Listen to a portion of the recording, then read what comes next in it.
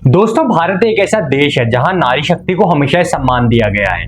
लेकिन एक समय था जब महिलाएं सिर्फ एक सीमित दायरे तक रहती थी। पर कुछ दिलेर और सपने देखने वाली महिलाओं ने इस दुनिया के नियम को तोड़ दिए और उन्होंने नए इतिहास लिखे, नया इतिहास बनाया, जिन्होंने अपनी हिम्मत से दिखाया कि लेडीज और औरतें भी कुछ ऐसी फील्ड्स में काम कर सकती हैं जिनके बारे में सिर्फ मेल ओनली फील्ड की तरह सोचा जाता है। तो इसीलिए दोस्तों, आज हम बात करने वाले हैं उन शेरनी जैसी महिलाओं के बारे में जिन्होंने पहली बार किसी भी फील्ड में एंट्री करके नए रिकॉर्ड्स बनाकर पूरे देश का नाम रोशन किया।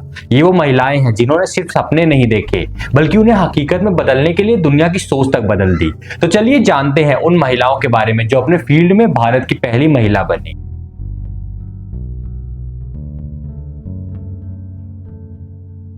भारत की पहली महिला राष्ट्रपति का दर्जा प्रतिभा पाटिल को मिला जब 25 जुलाई 2007 को उन्होंने राष्ट्रपति पद की शपथ ली। महाराष्ट्र के जलगांव डिस्ट्रिक्ट से आने वाली प्रतिभा पाटिल एक लॉयर, पॉलिटिशियन और सोशल वर्कर थी। उन्होंने अपनी पॉलिटिक्स की जर्नी कांग्रेस पार्टी के साथ शुरू की और महाराष्ट्र लेजिस्लेटिव असेंबली की एक मेंबर भी बनी थी, यानी वो एमएलए बनी थी। इससे पहले वो राजस्थान की राज्यपाल भी रह चुकी थी। प्रतिभा पाटिल का टेन्योर काफी सिग्निफिकेंट था क्योंकि उन्होंने विमेन एम्पावरमेंट और एजुकेशन को बढ़ावा दिया था। उनका फोकस रूरल डेवलपमेंट और हेल्थ केयर सेक्टर को मजबूत करने पर था। लेकिन उनका टेन्योर कुछ कंट्रोवर्सी से भी जुड़ा रहा, जैसे कि उनके परिवार में फाइनेंशियल मिसकंडक्ट के भी एलिगेशंस लगाए गए थे। फिर भी एक महिला राष्ट्रपति के रूप में उन्होंने भारत के इतिहास में एक नया अध्याय शुरू किया, एक ऐसा अध्याय जो आज तक यूएसए की हिस्ट्री में कभी भी नहीं हो पाया है।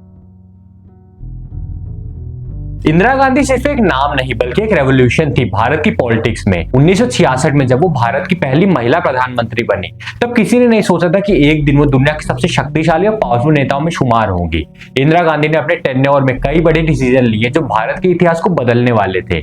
1971 की इंडो पाक वॉर के दौरान उन्होंने बांग्लादेश को आजादी दिलवाने में मदद की, जो उनकी सबसे बड़ी सफलताओं में से एक मानी जाती है। उनका गरीबी हटाओ स्लोगन भी काफी ज्यादा फेमस हुआ था, उसने काफी ज्यादा अच्छा काम भी किया था। लेकिन उनका शासन काफी ज्यादा कंट्रोवर्शियल भी रहा, खास करके इमरजेंसी पीरियड जो कि 1975 से 1977 के बीच चला था। उस बीच में फंडामेंटल राइट्स को सस्पेंड कर दिया गया था और देश भर में बहुत सारी दिक्कतें भी आई थी। उनका असैसिनेशन 1984 में उनके ही बॉडीगार्ड्स ने किया। लेकिन आज भी उन्हें भारत की सबसे स्ट्रॉन्ग और बोल्ड महिला नेता के रूप में याद किया जाता है और वो एक एग्जाम्पल थी हर एक महिला के लिए जो आगे जाके पॉलिटिकल फील्ड में ज्वाइन करना चाहती थी या किसी पॉलिटिशियन पद पे पहुंचना चाहती थी।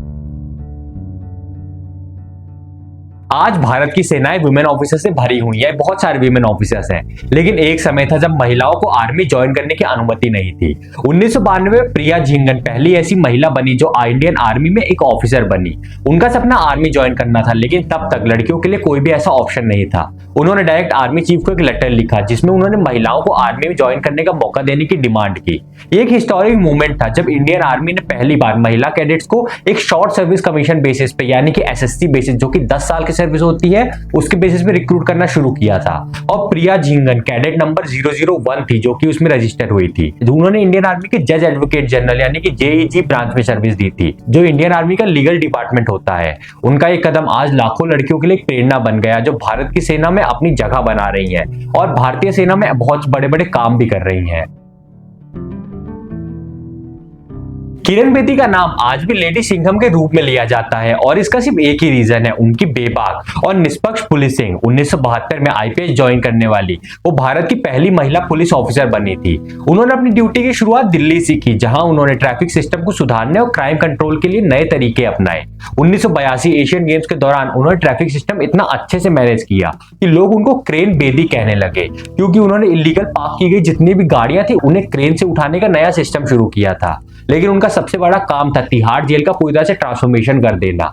वहां उन्होंने बंदियों के लिए एजुकेशन, मेडिटेशन और सेल्फ इंप्रूवमेंट प्रोग्राम शुरू किए जो जेल रिफॉर्म्स का एक मिसाल बन गया। उनको रमन मैग्सेसे अवार्ड भी दिया गया जो एक बहुत ही बड़ा सम्मान माना जाता है और वो ये अवार्ड पाने वाली इंडिया की पहली पुलिस ऑफिसर भी थी। कोर्ट रूम्स और जुडिशरी सिस्टम को अक्सर एक मेल डोमिनेटेड फील्ड माना जाता था, लेकिन अन्ना चंदी ने इस सोच को तोड़ दिया जब वो भारत की पहली वुमेन हाई कोर्ट जज बनी 1959 में। केरला की रहने वाली अन्ना चंदी पहली महिला लॉयर भी थी जो 1926 में बार काउंसिल का हिस्सा बनी थी। उन्होंने जेंडर इक्वलिटी और वुमेन राइट्स के लिए काफी ज्यादा काम किया था। एक समय ऐसा था जब लोग उनका मजाक उड़ाते थे कि एक औरत कभी भी जज नहीं बन सकती, लेकिन उन्होंने अपनी मेहनत से साबित कर दिया कि महिलाएं किसी भी चीज में कम नहीं है। उनका टेन्योर जुडिशरी रिफॉर्म्स के लिए काफी ज्यादा महत्वपूर्ण रहा।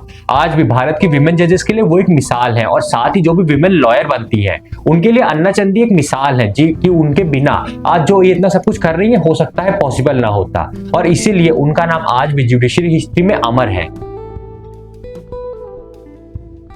भारत का सिविल सर्विसेज सिस्टम हमेशा से एक मेल डोमिनेटेड फील्ड रहा है, लेकिन अन्ना राजम मल्होत्रा ने इस सोच को तोड़ दिया जब 1951 में वो पहली महिला आईएएस ऑफिसर बनी। केरला की रहने वाली अन्ना राजम मल्होत्रा ने मद्रास यूनिवर्सिटी से एजुकेशन कंप्लीट की और सिविल सर्विसेज एग्जाम पास करने के बाद आईएएस ज्वाइन किया। लेकिन जब वो ट्रेनिंग के लिए सिलेक्ट की गई तब उनसे कहा गया कि एक महिला आईएएस ऑफिसर नहीं बन सकती और उनको सेक्रेटेरिएट या फिर कोई क्लरिकल पोस्ट चुन लेनी चाहिए। लेकिन अन्ना जी ने हार मानने से इनकार कर दिया और इस चीज को मानने से इनकार कर दिया। उन्होंने हर चैलेंज का सामना किया और मद्रास केडर में एक आईएएस ऑफिसर बनी। उनका करियर काफी इंपैक्टफुल रहा। उन्होंने जवाहरलाल नेहरू और राजीव गांधी के साथ भी काम किया था और भारत में इंफ्रास्ट्रक्चर प्रोजेक्ट्स को बूस्ट भी दिया था। आज हर लड़की जो आईएएस ऑफिसर बनने का सपना देखती है या फिर आईएएस ऑफिसर बनती है, वो अन्ना राजम मल्होत्रा की लेगेसी को ही कंटिन्यू करती है। सोचो एक समय था जब लड़कियों को स्कूल जाने तक की भी आजादी नहीं मिलती थी और उस वक्त कदम्बिनी गांगुली ने डॉक्टर बनने का सपना देखा और उसे पूरा भी किया। वो भारत की पहली रजिस्टर्ड फीमेल डॉक्टर बनी। 1870s का जमाना था जब महिलाओं को हायर एजुकेशन लेने का कोई भी मौका नहीं मिलता था, लेकिन कदम्बिनी जी ने इस बैरियर को तोड़ दिया और कलकत्ता मेडिकल कॉलेज में एडमिशन लेने वाली पहली महिला बनी। उन्होंने डिग्री ली और डॉक्टर बनी, जो भारत की ही नहीं बल्कि पूरे साउथ एशिया के लिए एक बहुत ही हिस्टोरिक मूवमेंट था, बहुत ही बड़ा मूवमेंट था। कदम्बिनी सिर्फ एक डॉक्टर नहीं थी बल्कि विमेन राइट एक्टिविस्ट भी थी। उन्होंने मेडिकल फील्ड में बहुत सारी और महिलाओं को इनकरेज किया और एक मिसाल बन गई हर उस लड़की के लिए जो आज डॉक्टर बनना चाहती है या फिर कोई ऐसा बैरियर तोड़ना चाहती है जो कि आज तक कभी भी किसी औरत ने ना किया हो। भारत में पॉलिटिक्स की फील्ड हमेशा से मेल डोमिनेटेड मानी जाती है, जहां पे अक्सर ये कहा जाता है कि मेल ही ज्यादा सक्सेसफुल होते हैं। लेकिन सुचेता कृपलानी ने इस धारणा को तोड़ा जब वो 1963 में उत्तर प्रदेश की और भारत की भी पहली महिला मुख्यमंत्री बनी। तो सुचेता कृपलानी का पॉलिटिक्स में सफर काफी इंस्पिरेशनल रहा। वो इंडिपेंडेंस मूवमेंट में महात्मा गांधी से जुड़ी थी और 1942 से क्विट इंडिया मूवमेंट में भी शामिल रही थी। उन्होंने 15 अगस्त 1947 को सबसे पहले इंडिपेंडेंस डे के दिन लोकसभा में राष्ट्रीय गीत भी गाया। मुख्यमंत्री के रूप में उन्होंने विमेन एम्पावरमेंट और गवर्नेंस के नए स्टैंडर्ड सेट किए।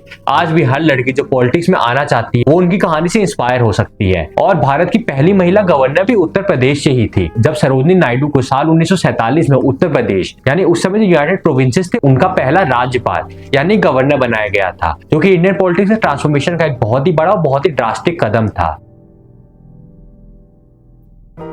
भारत में समुद्री सफर हमेशा से एक चैलेंजिंग फील्ड रहा है जिसमें मर्द भी जाने में घबराते हैं, लेकिन आईएनएसवी तारिणी की क्रू ने एक नया इतिहास लिख दिया था जब वो पहली बार पूरी दुनिया का समुद्री सफर करने वाली पहली महिला टीम बनी। 2017 में इंडियन नेवी की 6 महिला ऑफिसर्स ने आईएनएसवी तारिणी नाम की एक सेलिंग बोट पर अपना सफर स्टार्ट किया। ये एक नाविका सागर परिक्रमा मिशन था जिसमें भारत की पहली ऑल वीमेन क्रू ने दुनिया का चक्कर लगाया। इस मिशन की कैप्टन वर्तिका जोशी थी और उनके साथ पायल गुप्ता, प्रतिभा जामवाल, स्वाति पाटिल, ऐश्वर्या बोडापति और श्रीविद्या राजन ने भी सफर किया। उन्होंने 254 दिन यानी कि लगभग 8 महीने तक ओपन सी में रहकर 21,600 नॉटिकल माइल्स, जो कि 40,000 किलोमीटर से भी ज्यादा होता है, इतना डिस्टेंस कवर किया था। ये भारत की नेवी और महिला शक्ति दोनों के लिए एक हिस्टोरिक मूवमेंट था जब उन्होंने दिखा दिया कि अगर स्किल्स हो तो मर्द और औरत में ज्यादा फर्क नहीं होता, चाहे फील्ड जितने भी मुश्किल क्यों ना हो।